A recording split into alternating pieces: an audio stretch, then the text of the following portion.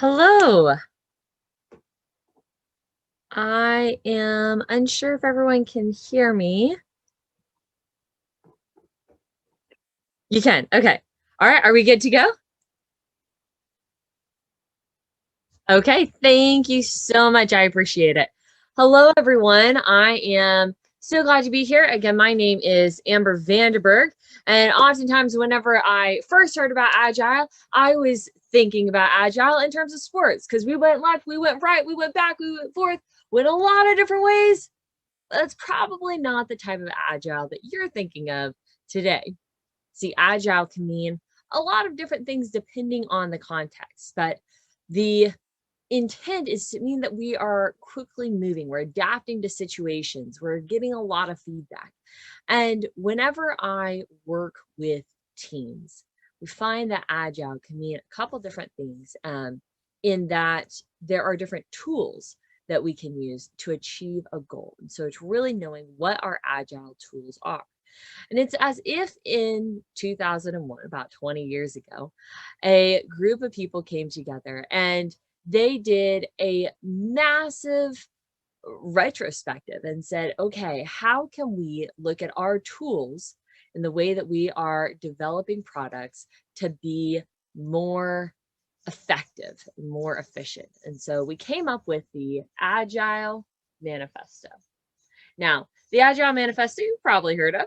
It has four major key points.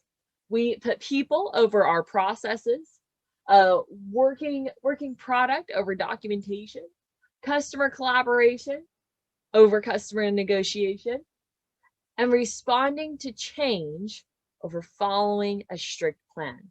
Now, I'm only a couple minutes into this presentation, but I am going to commit a bit of agile heresy. What if we considered the possibility of altering the Agile Manifesto ever so slightly? What if instead of using the word over, we instead use the word owned?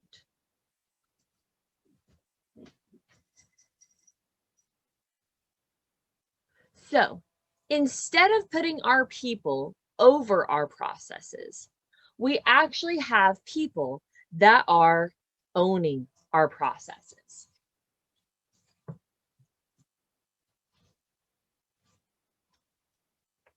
We have a working product over comprehensive documentation.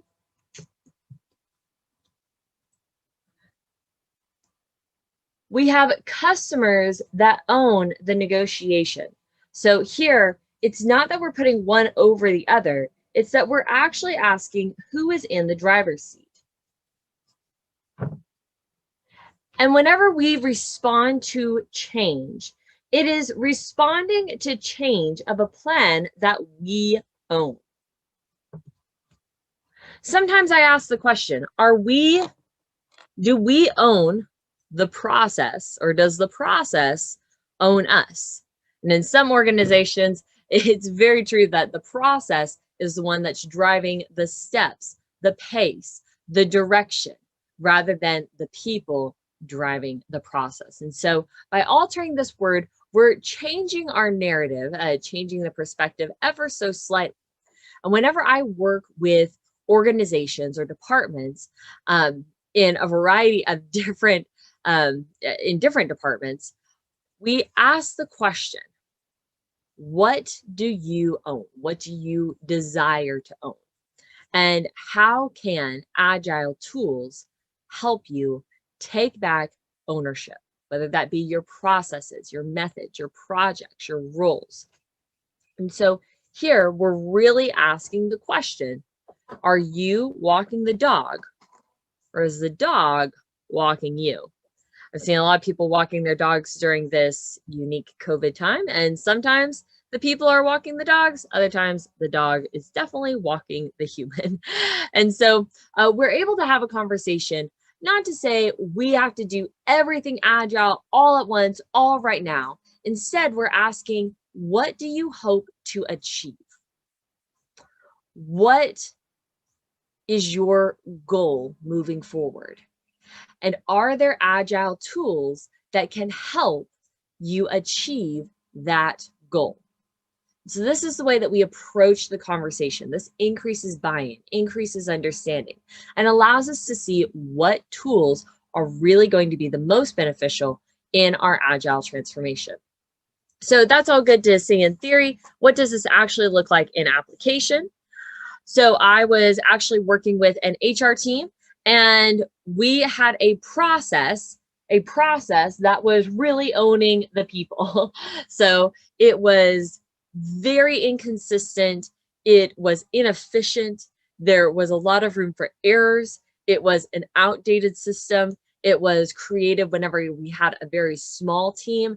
The team had grown 4 times over, it had grown. And so we had people that were missing steps. We had things that were being repeated. We had things that weren't of high quality, all within our hiring process alone. So with these inefficiencies, our hiring process from the time of application to the time of hire was about 3 to 4 months. Now you can imagine with this very long cycle time, we were losing candidates, we were losing quality candidates. Even the candidates that came on weren't having a great experience. And so we asked ourselves, especially with the repeats, how can we be very efficient to create clear communication?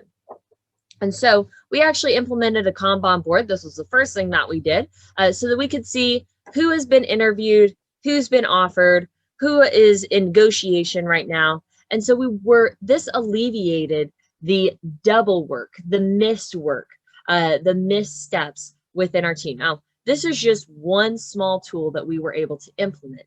We were able to increase buy-in, and people were able to have a clear direction moving forward within our process. And this actually lessened our cycle time from 3 to 4 months to 3 to 4 weeks. So very, very efficient within that time. People had better customer experiences. Our quality control was way up, and we were able to function better as a team.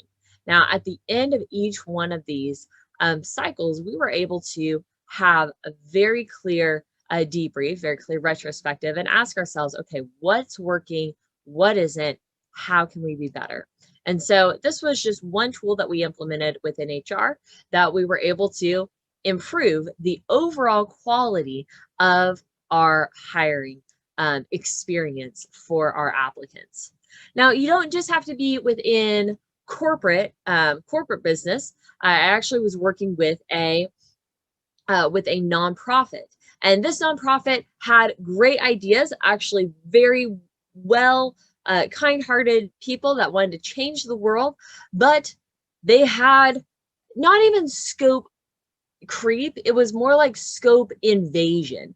And so they started off with maybe 5 projects, which turned into 10, which turned into 20. By the time I got in, they had 37 active projects that were actively going on, but none were truly getting finished. And so what we did is we took the time to take all of these ideas, all these initiatives, all these possible projects, and we put them in a massive backlog.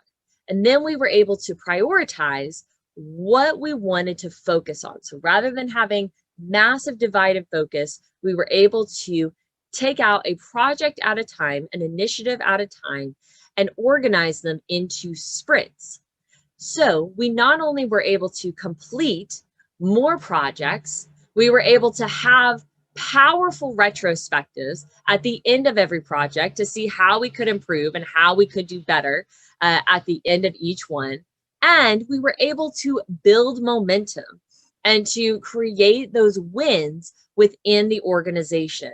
And so now the organization is able to function under a system where they are not operating with 37 different projects at the same time. They're picking out 1 or 2, really focusing on those, organizing an actual design, an actual sprint, and then have those retrospectives so they're able to make a bigger impact within their organization. Now, I've talked about implementing Agile within corporate business, within nonprofits. You don't even have to be in a position where you get paid. We actually use Agile and asking ourselves, how can we take back ownership? Whenever we were on a trip, we were on a holiday with several of my friends. So we actually had people coming in from all over the United States, from all of the coasts, the Midwest, and we actually had a couple of people coming in from overseas, and we all met for a long holiday in Thailand. Now, it was going to be very important that we were agile in this planning because there was a lot of people. It could have the possibility to be very complicated, and we needed to be quickly adjusting and quickly moving, especially whenever we missed the bus and we missed the train, but we never missed a plane, so we were good there. But so what we did is we actually designed our holiday to have a series of a stand-up every morning. We had a check-in at midday, and we had a retrospective every night. And so rather than waiting till the end of the month at the end of the entire holiday to say, hey, what's working? What can we do better? Instead, we were having constant feedback, and we created a system so that we could provide more feedback and improve along the way. Now, 6 people from all over the country all coming together for a month could lead to some miscommunication, maybe some frustration, but because we were able to implement quicker feedback loops, we're actually getting ready to go on our second trip here domestically in the US, but we're going on our second trip for several weeks here coming up next week. So we'll be able to meet and move forward. So we were able to create a system where we could have faster feedback loops and be more agile, especially whenever things didn't go quite as planned, such as, missing a train, leaving luggage somewhere. We were able to improve our communication and our collaboration moving forward. See, organizations, you see, Agile is really a toolbox. In all 3 of these examples, I didn't give an exhaustive list of all of the different ways that we came in and said, let's be Agile in all these different ways right now. Instead, we began by asking the question, what is our goal? What are we trying to do? How can we take back ownership? And what tools in Agile can we use to help us achieve that goal? We're able to have an open conversation to increase understanding. I used a few Agile terms within this talk, but whenever I'm speaking with different organizations, we really have a very basic conversation, because our goal is not to teach Agile terms or jargon. It's really to embrace these concepts and these ideas so that people can see how Agile can have a powerful impact on their organization as we continuously change. See, sometimes organizations will remind me a little bit like one of my other COVID activities, which was to stay at home with my family, and we created a lot of arts and crafts. This is a Play-Doh structure that I made with one of my family members. And so you can tell we had a lot of conversation about this, about the color, about the texture, about the shape. And it can be really easy to want to hold on to this and hold on to all of the conversations and the existing processes, the existing methods that we have. But if we hold on to this, then eventually it becomes hard. It becomes harder to change. It becomes crusty. It becomes outdated, and it becomes unavailable for use. See, our job within organizations is not to hold.